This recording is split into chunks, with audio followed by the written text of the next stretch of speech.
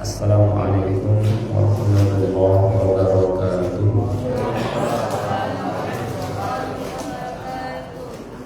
Alhamdulillahirabbil alamin wa bihi nasta'in ala umuri dunya waddin. Asyhadu an la ilaha illallah al-malikul haqqul mubin wa asyhadu anna Muhammadar rasulullah shadiqul wa'dil amin. Allahumma shalli wa sallim ala nabiyyina Muhammadin al-amin wa ala alihi al-tahirin wa ashabihi al-aqrabin wa man ihtada bihadyihi al-mubin ila yaumiddin. Amma ba'd. Pertama kita panjatkan puja dan puji syukur kehadirat Allah Subhanahu wa taala yang terus melimpahkan kepada kita semua nikmat-nikmatnya, terutama adalah nikmat Islam, nikmat iman, nikmat hidayah, nikmat taufik, nikmat sehat walafiat, dan nikmat-nikmat lainnya yang sama-sama kita rasakan, yang semuanya patut untuk kita syukuri. Salawat dan salam tidak lupa kita sampaikan kepada Nabi kita Nabi Muhammad sallallahu alaihi wasallam, kepada keluarganya, para sahabatnya, dan orang-orang yang mengikutinya hingga hari kiamat. Seperti biasa pada subuh pekan ketiga kita mempelajari materi akidah atau tauhid agar kita dapat menjaga akidah kita, menjaga tauhid kita dari hal-hal yang dapat merusak tauhid dan yang dapat mengurangi kesempurnaannya, ya, sehingga dengan begitu kita bisa memurnikan tauhid kita, akidah kita kepada Allah Subhanahu wa taala, ya, semurni-murninya, yang mana keutamaan dari mentauhidkan Allah semurni-murninya, kata ulama, man haqqaqa tauhid dakhala jannah bila hisab wala adzab. Siapa saja yang memurnikan tauhid kepada Allah semurni-murninya, maka dia akan masuk ke dalam surga tanpa hisab dan tanpa azab, yakni akan dipermudah masuk ke dalam surga Allah Subhanahu wa taala. Dan tentu kita semua ingin masuk ke dalam surga Allah tanpa rintangan, tanpa hambatan, dan mudah masuk ke dalam surga Allah. Dan itu bisa diperoleh dengan kita menjaga tauhid kita dan memurnikan tauhid kita semurni-murninya, dengan cara kita mempelajari materi akidah, materi tauhid secara lebih rinci atau secara lebih mendalam. Dan buku yang kita pelajari ini salah satu materi tauhid yang lebih rinci, tetapi dengan bahasan yang ringan dan mudah, ya, dengan judul At-Tauhid Al-Muyassar, belajar mudah ilmu tauhid, ya.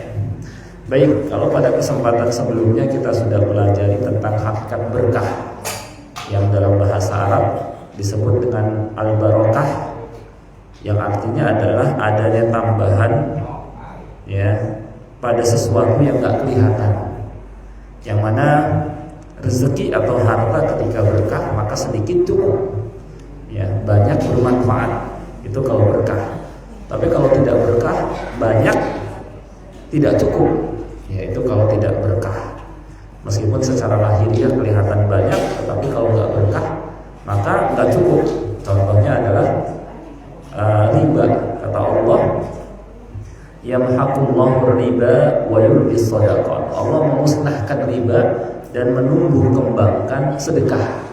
Memusnahkan, mencabut keberkahan, sehingga meskipun kelihatan ada bunga atau ada tambahan, tetapi ya tidak ada keberkahan, ya, pemiliknya ya tidak merasa cukup dengan harta itu kalau tidak berkah, ya. Tapi kalau sedekah, Allah sebut, Allah menumbuh kembangkan, menjadikan berkah, ya, harta seseorang yang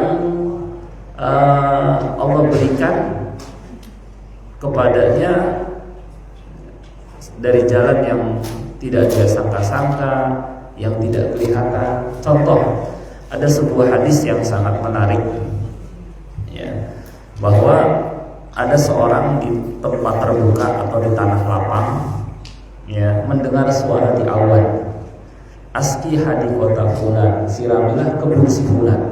Jadi Jadi orang ini sedang berada di tengah lapang, tiba-tiba ada suara di atas awan, siramilah kebun si fulan.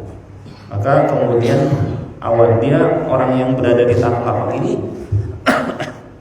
memperhatikan area sekelilingnya. Kok nggak ada orang di depannya, di belakangnya, kanan kirinya nggak ada orang, tapi terdengar suara di awan, siramilah kebun si fulan, disebut nama seseorang.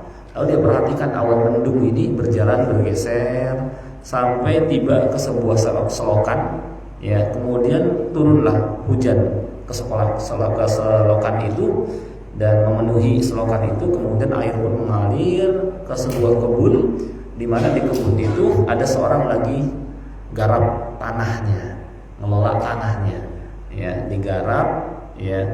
Kemudian orang yang tadi berada di tanah lapang ini mendatangi orang yang ada di kebun itu dan bertanya, "Wahai fulan, siapa namamu?" Ya. Kata orang yang lagi cangkul, ya, namanya ini disebutkan. Dan sesuai dengan nama yang didengar oleh orang yang di tanah lapang ini, ya, sesuai namanya. Ya. Siramilah kebun si fulan menyebut nama orang ini.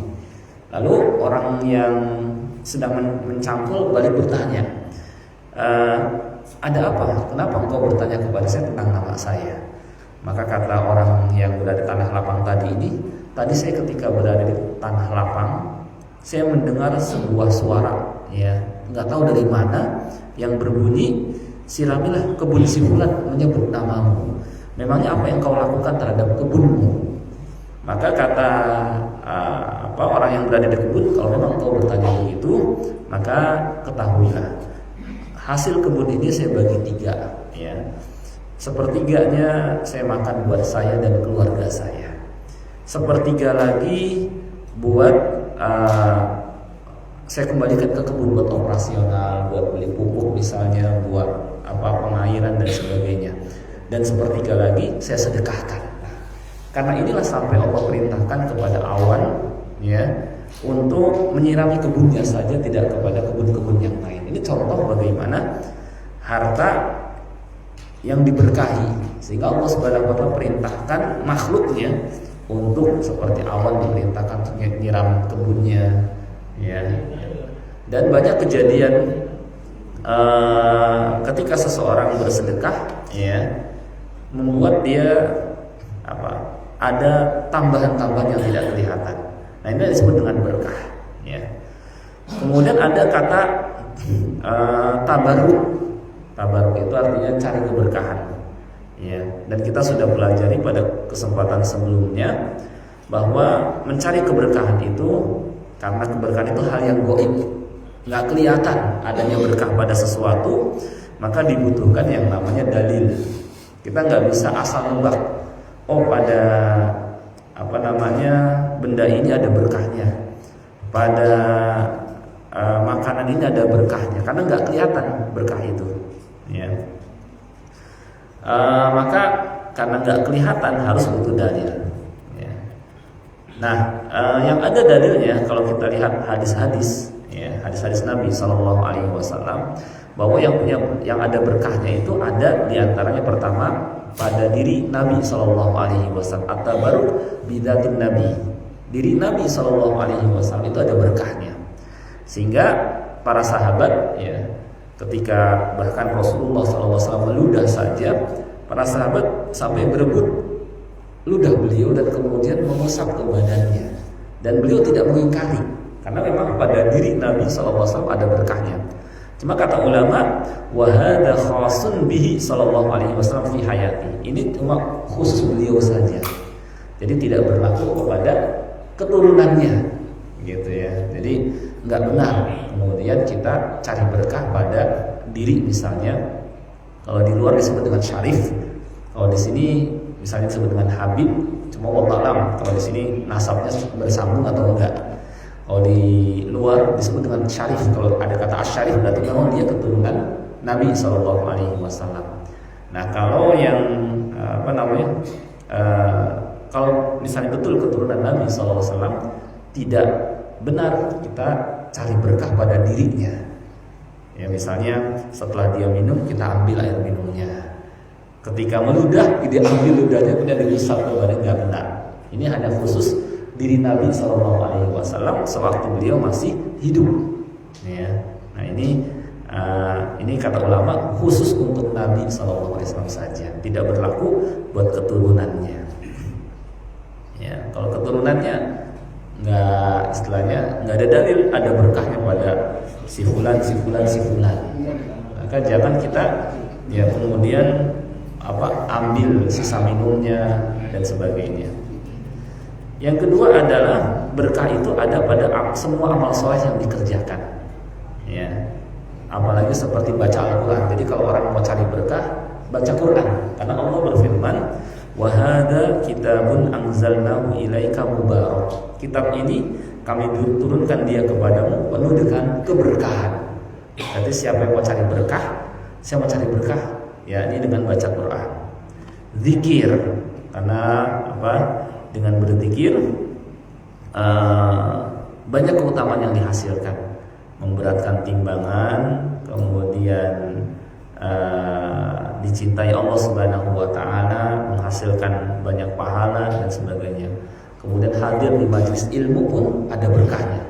Karena diturunkan rahmat, ketenangan, dikelilingi malaikat, disebut oleh Allah Subhanahu wa taala nama-nama yang hadir di hadapan para malaikat yang ada di sisinya dan seterusnya. Kemudian berkah juga bisa pada tempat yang memang diterangkan ada keutamaannya. Seperti masjid, itu semua masjid ada berkahnya. Ya. Dan cara nyari berkahnya adalah dengan beribadah di masjid tersebut, dengan sholat sunnah, dengan baca Quran, ya itu. Tidak dengan ngusap-ngusap dindingnya, tidak dengan mencium dindingnya, tidak dengan cara seperti itu. Demikian pula kalau wilayah seperti Mekah, Madinah dan Syam ada berkahnya, ya.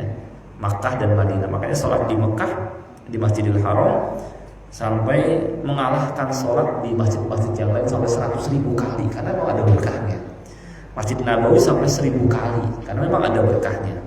Syam juga ada berkahnya. Syam ini wilayah meliputi Yordania, Palestina, Yordania, Suriah dan Libanon, ada berkahnya.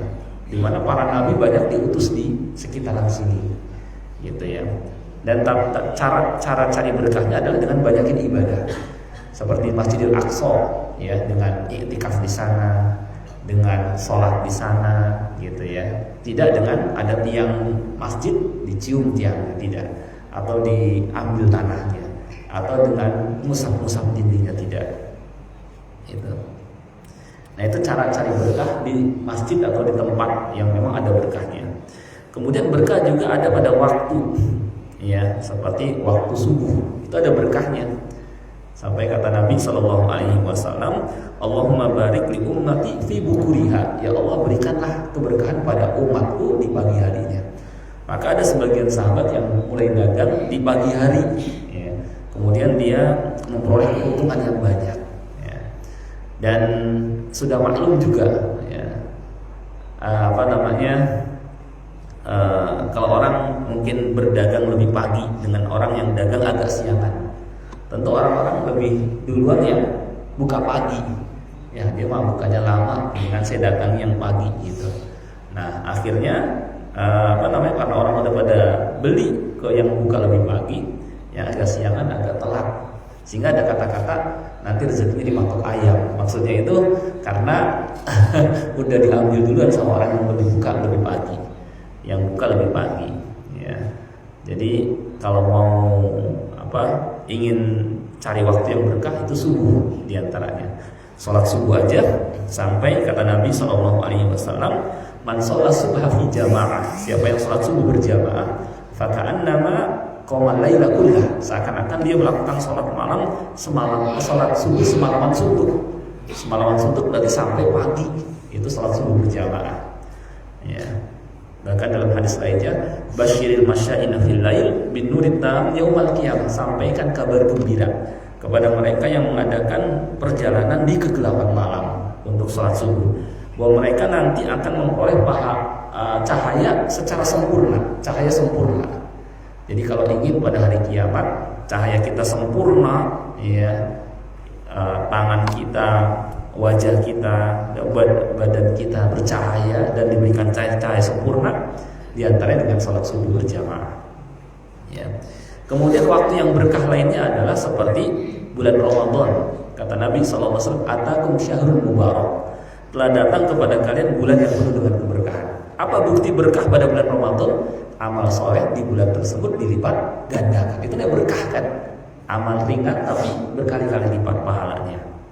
Kemudian di 10 terakhir bulan Ramadan ada malam Lailatul Qadar yang kata Allah, Lailatul Qadri khairum min alfi syahr. Bahwa malam Lailatul Qadar lebih baik daripada 1000 bulan. Menunjukkan ada berkahnya.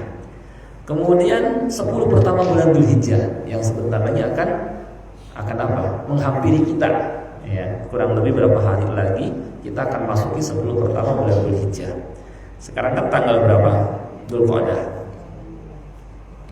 Tanggal, coba lihat di sini, 20 Dzulqa'dah.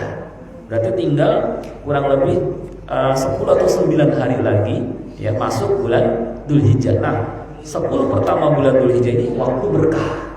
Beramal soleh, kata Nabi SAW, lebih dicintai Allah daripada jihad fisabilillah. Ya, jihad fisabilillah yang seseorang mengorbankan jiwa, raga, ya, dan hartanya, mempertaruhkan nyawanya, ternyata masih kalah dengan beramal soleh pada 10 pertama bulan Dzulhijjah. Kecuali kata Nabi SAW, seorang yang keluar dari rumahnya berjihad dengan membawa jiwa, raga, dan hartanya, kemudian tidak bersisa lagi, baru mengalahkan keutamaan beramal soleh pada 10 pertama bulan Dzulhijjah. Nah, jadi beramal soleh dan meningkatkan amal soleh ternyata bukan hanya pada bulan Ramadan, tapi nanti 10 pertama bulan Dzulhijjah juga kita disyariatkan meningkatkan amal kita dengan misalnya di samping mengerjakan yang wajib ditambahkan dengan yang sunnah. Kemudian kita juga disyariatkan takbiran. Ada takbir mutlak, ada takbir muqayyad. Takbir mutlak dari tanggal 1 sampai tanggal 10 bisa dibaca kapan dan di mana saja. Seperti praktek Abu Hurairah dan Ibnu Umar keluar dari rumahnya sambil takbiran pada 10 pertama bulan Dzulhijjah. Kemudian sampai ke pasar, para pedagang di pasar mendengar takbir mereka berdua langsung pada takbiran. Sehingga di beberapa tempat terdengar suara takbir. Takbirnya sama seperti ketika hari raya. Allahu Akbar, Allahu Akbar, Allahu Akbar. Boleh 3 kali, boleh juga 2 kali. La ilaha illallah, wallahu akbar, Allahu akbar, walillahil hamd. Namanya takbir mutlak. Dibaca kapan dan di mana saja. Mau di rumah, mau di kendaraan, mau di kantor, ya, mau di jalan-jalan, silakan. Kemudian ada takbir muqayyad yang dibaca pada hari Arafah sampai akhir hari tasyrik, ya, dari tanggal 9, 10, 11, 12, 13, 5 hari. Kalau Idul Fitri kan takbir muqayyadnya itu dari malam atau pas pagi berangkat ke sholat Id sampai sholat ditunaikan, setelah itu selesai, nggak ada takbiran lagi. Tapi itu Idul Adha terus berlanjut sampai akhir hari tasyrik. Dari subuh hari Arafah tanggal 9 Dzulhijjah selesai sholat subuh kita bisa langsung takbiran setelah membaca astagfirullah, astagfirullah, astagfirullah, Allahumma antas salam wa minkas salam, tabarakta ya dzal jalali wal ikram, langsung Allahu akbar, Allahu akbar, Allahu akbar, la ilaha illallah, wallahu akbar, Allahu akbar, walillahil hamd. Itu berlaku dari pada subuh, kemudian pada zuhur, pada asar, pada maghrib, pada isya.